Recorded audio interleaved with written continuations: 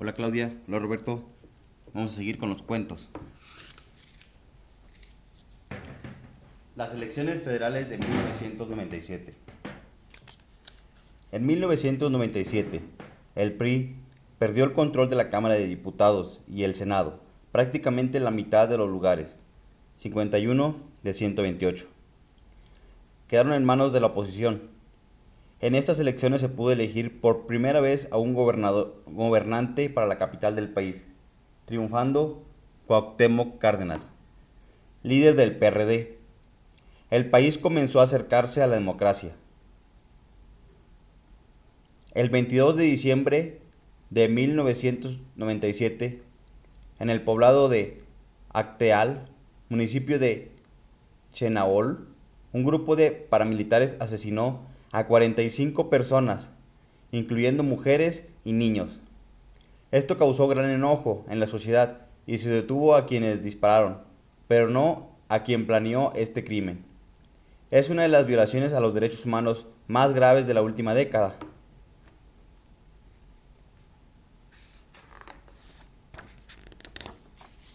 Las Afores.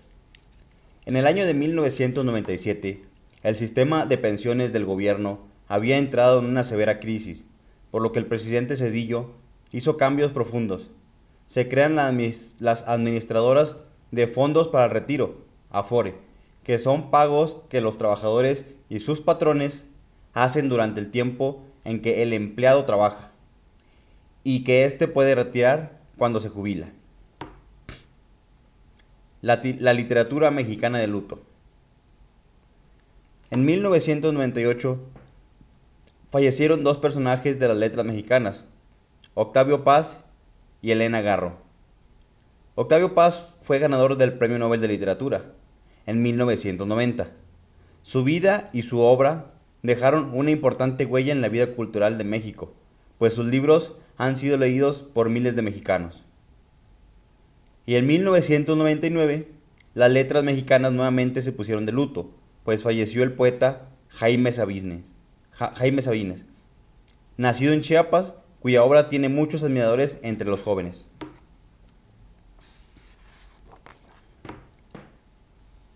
El conflicto del UNAM. El 20 de abril de 1999 inició un paro de estudiantes que cerró las puertas del UNAM. Encabezado por el Consejo General de Huelga, los estudiantes pedían que no aumentaran las cuotas, que no se aplicaran un nuevo reglamento de exámenes, que se repusieran las clases perdidas y que no se castigara a los participantes. Hubo actos de violencia, bloqueos, ataques y manifestaciones por todas partes. La comunidad universitaria quedó dividida y la huelga terminó cuando la Policía Federal Preventiva tomó por la fuerza las instalaciones de la UNAM. El EZLN al Distrito Federal.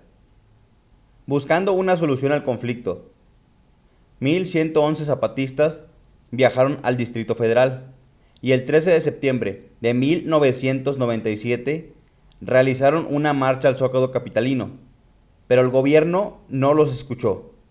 Después de años de silencio, el 2 de diciembre del 2000, con Vicente Fox en la presidencia, el EZLN planteó su propuesta para avanzar en el diálogo e iniciar una negociación seria y verdadera hacia la paz, pidiendo se cumplieran tres señales de buena voluntad: liberar a zapatistas presos, que el ejército se retirara de la zona de conflicto y cumplir con los acuerdos de San Andrés. Anunciaron además una movilización hacia la Ciudad de México para convencer al Congreso de la Unión para que aprobara las leyes sobre derechos y vencer al Congreso de la Unión para que aprobara la ley sobre derechos y cultura indígena, presentada por la COCOPA. Desde las señales se cumplieron. Los zapatistas llegaron a la ciudad y hablaron ante el Congreso, pero se aprobó una ley muy diferente a los acuerdos de San Andrés. Y el conflicto continúa.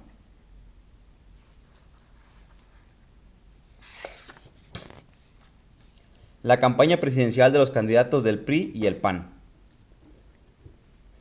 Francisco Labastida, candidato del PRI, hacía promesas como acabar con la pobreza, crear empleos, que enseñaría inglés en las escuelas y se les dotaría de computadoras.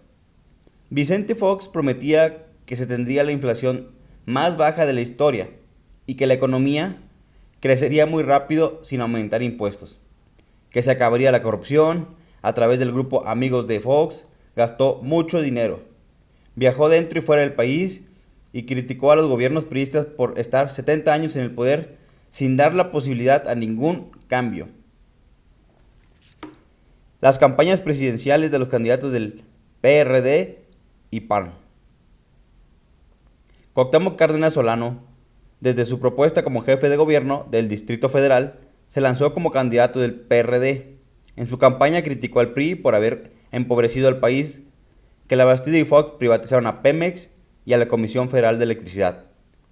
Casi al mismo tiempo, Porfirio Muñoz Lerdo se lanzó como candidato por el PARM, acusando a Cárdenas de caudillo y de que, durante su gestión, no había resuelto los problemas más urgentes del Distrito Federal. La alianza opositora. A principios de 1999, Cuauhtémoc Cárdenas convocó a los partidos de oposición a integrar una alianza opositora para enfrentar y derrotar al PRI en las elecciones para diputados, senadores y presidente que se llevarían a cabo el 2 de julio del 2000. Las dificultades entre el PAN y el PRD no llegaron a solucionarse, por lo que, consiguiente, Vicente Fox y Cuauhtémoc Cárdenas cumplieron por separado la presidencia de la República. La sucesión presidencial para el año 2000. La elección del 2000 fue muy difícil, porque la oposición, por primera vez, tenía la posibilidad de ganar y de que se respetara el triunfo. Francisco Labastida fue el candidato del Partido Revolucionario Institucional, Vicente Fox Quesada del Partido Acción Nacional y Cuauhtémoc Cárdenas Solórzano del Partido de la Revolución Democrática, Porfirio Muñoz Lerdo del Partido Auténtico de la Revolución Mexicana, Manuel Camacho Solís del Partido del Centro Democrático y Gilberto Rincón Gallardo del Partido Demócrata Social.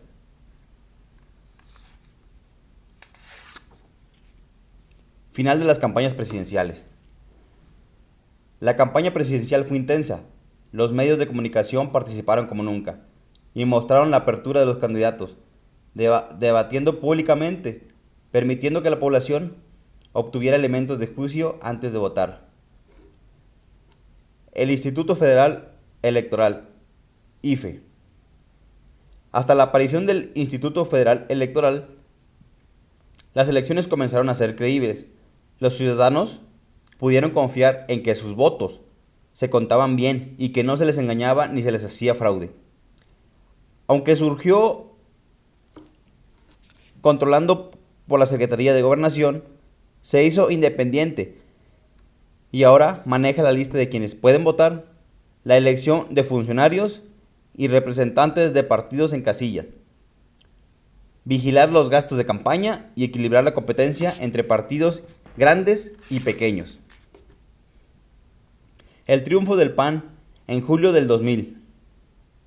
Las elecciones llevadas a cabo el domingo 2 de julio para el periodo 2000 a 2006, Vicente Fox Quesada, candidato de la Alianza por el Cambio, PAN y Partido Verde Ecologista de México, ganó la presidencia de la República con un 42.52% del total de votos. La oposición por primera vez había ganado la presidencia por medio de las elecciones y sin recurrir a un golpe armado. Reconocimiento del presidente Zedillo al triunfo panista. El anochecer del 2 de julio del 2000, el presidente Ernesto Zedillo reconoció públicamente el triunfo del candidato Vicente Fox Quesada y la primera derrota en la elección presidencial de su partido en 71 años. Muchos creyeron que así terminaría el monopolio del PRI.